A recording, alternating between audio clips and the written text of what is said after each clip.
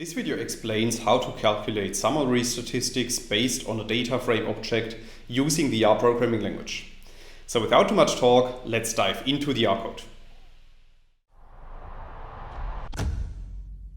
In this video I will show you several examples, and all of these examples are based on the data frame that we can create with lines 2 to 5 of the code. So after running these lines of code, you can see at the top right of RStudio that a new data frame object is appearing. And if you click on this data frame, a new window is opened, which is showing the structure of our data frame. And as you can see, our data frame contains 3 columns called x1, x2 and x3, whereby the first 2 columns x1 and x2 contain numeric values and the third column contains letters. Now let's assume that we want to calculate the mean value of only one of these columns, or more precisely of the column x1.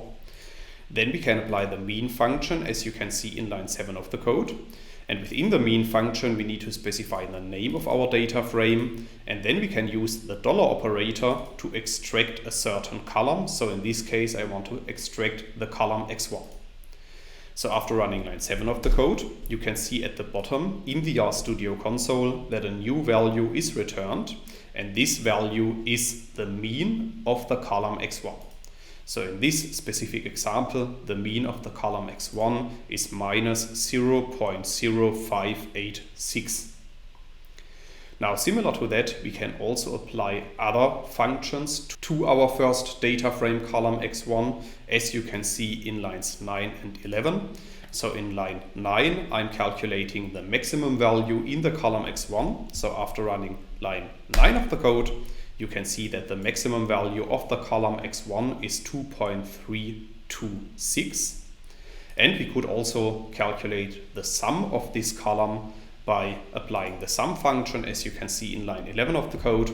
So after running this line of code, you can see that the sum of all the values in the column x1 is minus 5.862. So in these previous lines of code, I have shown how to calculate a certain summary statistic for only one column of a data frame. However, it's also possible to calculate the summary statistics for all the columns in a data frame, as you can see in line 13 of the code. So in line 13 of the code, I'm using the apply function. Within the apply function, I'm specifying the name of our data set. So in this case, our data set is called data. Then I'm specifying the value 2 because I want to calculate the summary statistics based on the columns of our data set. And I'm specifying the max function because in this example I want to calculate the maximum value of each column. So after running line 13 of the code, another output is returned at the bottom in the RStudio console. And as you can see, this output contains 3 different values. And each of these values corresponds to the maximum value in a certain column. So the maximum value of the column x1 is 2.326. This is what we already know from the previously executed code. However, now you can also see that the maximum value of the column x2 is 0.97 and the maximum value of the column x3 in alphabetical order, since this column contains characters, is the letter D. Now, in the next example, I want to show you how to calculate multiple summary statistics for our entire data frame. Because in the previous examples, I have always explained how to calculate only one summary statistic. However, if you want to calculate multiple summary statistics, you can simply use the summary function, as you can see in line 15 of the code. And within the summary function, we simply need to insert the name of our data frame. So if you run line 15 of the code, you can see that a relatively large output is returned at the bottom in the RStudio console. And this output contains different information on each of the columns in our data frame. So for the numeric columns x1 and x2, this output contains the minimum value, the first quartile, the median, the mean, the third quartile, and the maximum value. And for a character column, such as the column x3, it contains the length. So in this case, the column has 100 values, the class, so in this case the character class, and the mode. So as you have seen, the summary function can be used to calculate multiple summary statistics with only one line of code. Now another thing that I want to show you is how to calculate summary statistics by group. And this is what we do in the next line of code, in line 17. And in line 17 I'm using the aggregate function. And within the aggregate function we need to specify a formula which specifies the groups and the column that we want to use to calculate some summary statistics by groups.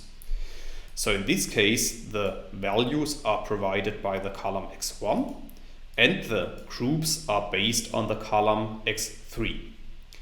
Then we also need to specify the name of our data set, so in this case data, and we need to specify the summary statistic that we want to calculate. So in this case I want to calculate the variance, and for that reason I'm using the var function to calculate this summary statistic. So after running line 17 of the code, you can see at the bottom that another output is returned. This output contains our grouping column x3, and it contains each of the levels in this grouping column. So in this case we have the groups A, B, C and D, and then it contains values for the column x1, and each of these values corresponds to the variance of the values in the column x1 for one of those groups. So for instance, the group A has a variance of 0.819 in the column x1. That's all I wanted to explain in this video. In case you want to learn more on this topic, you may check out my homepage statisticsglobe.com, because on my homepage I have recently published a tutorial in which I'm explaining the content of this video in some more detail. I will put a link to this tutorial into the description of the video so you can find it there. If you have liked this video or if you have any questions, let me know in the comments section below. I'll try to respond to all comments as soon as I can. Furthermore, make sure to subscribe to my YouTube channel to get notified about future video releases. I have already published about 500 videos on this channel and I'm releasing new videos on a daily basis. Thanks a lot for watching. See you in the next video.